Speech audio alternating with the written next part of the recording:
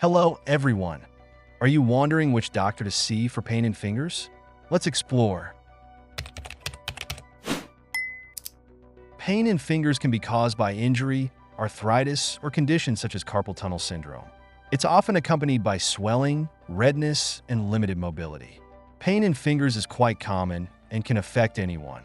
For pain in fingers, you should see an orthopedic specialist. An orthopedic specialist specializes in treating bone and joint conditions.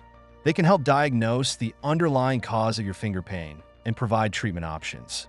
Orthopedic specialists often treat conditions such as arthritis, tendinitis, and fractures.